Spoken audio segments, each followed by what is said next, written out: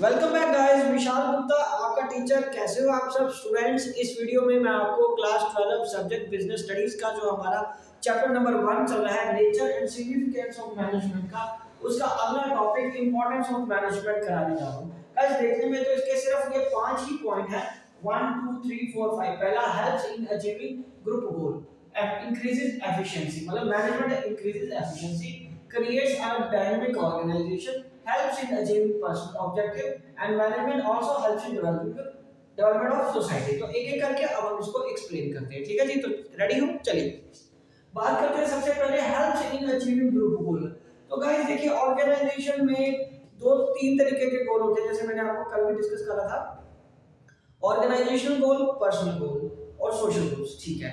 But जो organisation के अंदर लोग होते हैं उनके अपने इंडिविजुअल गोल भी, जिसको पर्सनल गोल कहते हैं। ऑर्गेनाइजेशन गोल कुछ और हो, पर्सनल कुछ और गोल और हो, तो फिर वो दिक्कत वाला काम रहता है। तो जो मैनेजर का होता है वो रिकंसाइल करने की कोशिश करता है कि दोनों के गोल्स एक जैसे ही रहें और प्रायोरिटी ऑर्गेनाइजेशन गोल को अचीव करने में रहे।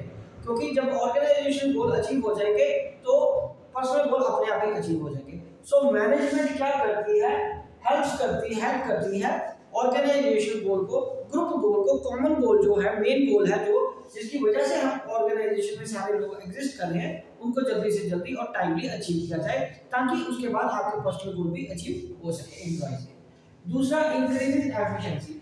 मैनेजमेंट एफिशिएंसी कैसे बढ़ाती है? गाइस हमने बात करी है कि मैनेजमेंट का जो मीनिंग है उसमें उसका क्या आता है, management is a process of getting things done with effectiveness and efficiency. जब आपने proper planning, proper organising, proper staffing, proper directing, proper controlling की हुई है, सारा प्रोसेस ठीक तरीके से लगाया है, काम समय पे कर रहे हो, मिनिमम वेस्टेज ऑफ रिसोर्सेज हो रही है, तो अपने आप ऑर्गेनाइजेशन की एफिशिएंसी इंक्रीज होती है। ठीक है गाइस, समझ आ रही है ना आपको? ठीक है। तो चलिए अब हम नेक्स्ट पॉइंट की बात करते हैं। It creates a dynamic environment. Dynamic environment का मतलब मैं आपको कई बार आपकी भी बता चुका हूं कि और डायनामिक ऑर्गेनाइजेशन का मतलब होता है flexible organisation. So flexible organisation क्या होती है? फ्लेक्सिबल ऑर्गेनाइजेशन का मतलब कि जैसे बिजनेस एनवायरनमेंट पता वो भी फ्लेक्सिबल है, ऑर्गेनाइजेशन को इस तरीके से होना चाहिए कि वो आने वाली होने वाली चेंजेस को अडॉप्ट करे। तो वो अपने आप तो कोई अडॉप्ट नहीं करेगा, कोई भी चेंजेस कोई बिजनेस एनवायरनमेंट में हुई है, जैसे ट्रेंड चेंज हो गया, जैसे कोई इकोनॉमिक पॉलिसी चेंज हो गई, जैसे अपने कस्टमर का टेस्ट चेंज हो गया, ठीक है ना। तो ये सारी चीजें, कंपटीशन आ गया, ये सारी चीजें कैसे अडॉप्ट करेगा ऑर्गेनाइजेशन? वो with the help of management करेगा। जो भी चेंजेस आती हैं बिजनेस एनवायरनमेंट में, मैनेजमेंट हेल्प करती है एम्प्लॉइज को अंडरस्टैंड कराने के लिए कि भाई ये चीज हमारे लिए जरूरी क्यों है। तो उसको क्या कहते हैं? It helps in creating dynamic organisation. तो नेचुरली जब वो हम उस चेंजेस को अडॉप्ट कर लेते हैं तो हमारा मैनेजमेंट इतना अच्छा होना चाहिए कि वो ऑर्गेनाइजेशन को भी डायनामिक बना दे कि लेट इट बी, कोई बात नहीं, कोई भी प्रॉब्लम आए, कोई भी चेंज आए अपने एनवायरनमेंट में, बिजनेस एनवायरनमेंट में, हमारी ऑर्गेनाइजेशन उसको अडॉप्ट कर लेगी।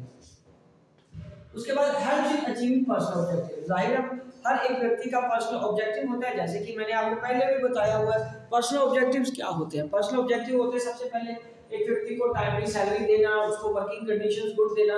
तो मैनेजमेंट क्या होती है? मैनेजमेंट पर्सनल ऑब्जेक्टिव को अचीव करने में भी हेल्प करती है। बिकॉज अगर मैनेजमेंट अच्छे तरीके से काम कर रही है, प्रॉपर तरीके से सारे काम हो रहे हैं, तो नेचुरली ग्रुप गोल या जो मेन गोल है हमारे ऑर्गेनाइजेशन के गोल है, वो टाइमली अचीव हो जाएंगे। जब वो टाइमली अचीव हो जाएंगे तो फिर क्या होगा? जब वो टाइमली अचीव हो जाएंगे तो फिर पर्सनल गोल अपने आप अचीव हो जाएंगे। तो नेचुरली अगर किसी व्यक्ति का ये गोल है कि उसको सैलरी बढ़नी चाहिए, कि वो चाहता है कि उसकी सैलरी 1 लाख हो जाए, तो भाई उसको ग्रुप गोल को अचीव करके देना पड़ेगा। क्योंकि जब तक वो ग्रुप गोल को अचीव नहीं करेगा, उसको अपना पर्सनल गोल अचीव वो कैसे कर पाएगा?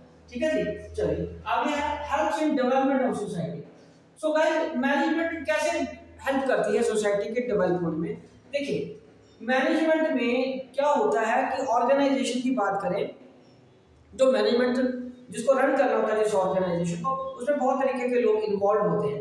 एक एम्प्लॉइज, दूसरे क्रेडिटर्स, तीसरे डेटर्स, चौथा गवर्नमेंट। तो यदि मैनेजमेंट आपकी ठीक तरीके से लग रही है, आपका सारा काम सही ढंग से हो रहा है, तो आप अपने एम्प्लॉइज को भी सेटिस्फाई रख पाओगे, उनको ठीक तरीके से सैलरी टाइम पे सैलरी दे पाओगे। यदि आपने का प्लानिंग ठीक चल रही है, आप प्रोडक्शन ठीक समय पे कर पाओगे। जब प्रोडक्शन ठीक समय पे कर पाओगे तो अपने कस्टमर को भी समान समय पे दे पाओगे। जब कस्टमर को समान समय पे दे पाओगे तो वो भी आपको समय पे पैसे देगा। जब आपको उसको समय पे पैसे मिले तो आप भी अपने क्रेडिटर को पैसे समय पे दोगे। जब आपका क्रेडिटर को आप समय पे पैसे दोगे तो वो भी आपको रेगुलरली उधार मिलता जाएगा और इधर से रेगुलरली ऑर्डर मिलते जाएंगे।